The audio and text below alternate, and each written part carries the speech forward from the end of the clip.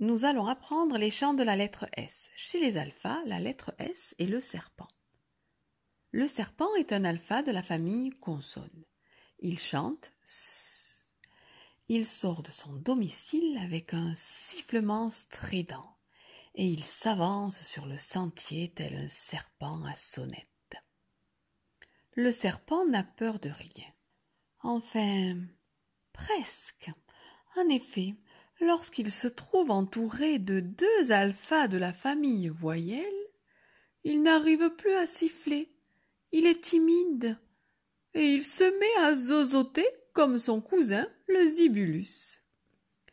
Il faut dire que ces coquines de voyelles aiment bien de temps en temps le chatouiller.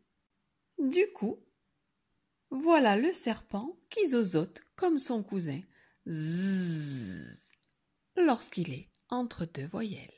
Aussi, lorsque c'est nécessaire et qu'il veut quand même siffler alors qu'il est entre deux voyelles, il appelle son frère jumeau qui vient l'aider.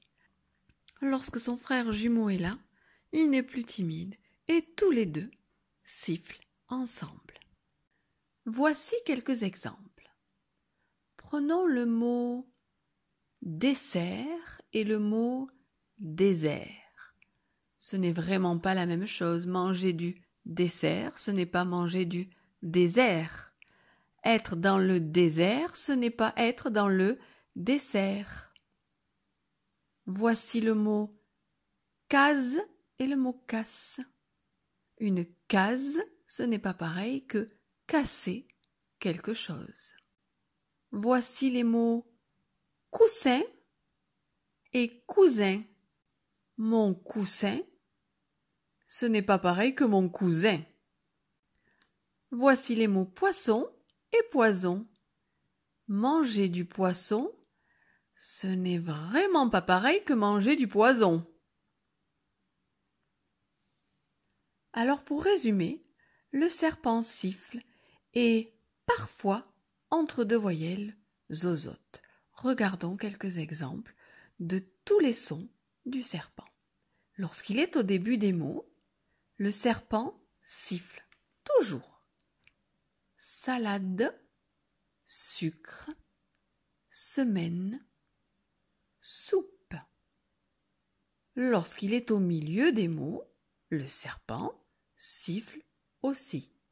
Question, muscle, moustique, masque. Lorsqu'il est à la fin des mots, le serpent ne chante quasiment jamais. Ça ne lui plaît pas trop d'être à la fin des mots, d'être le dernier. Lorsqu'il est à la fin des mots, il marque souvent le pluriel. Un vélo, sans S. Des vélos, avec un S. Une pomme, sans S. Des pommes, on met le S. Une banane, sans S. Des bananes, on met le S. Une jupe, sans S. Des jupes, on met le S. Un domino, sans S. Des dominos, on met le S. Une tortue, sans S. Des tortues, on met le S. Le S est donc la marque du pluriel, très souvent, à la fin des mots.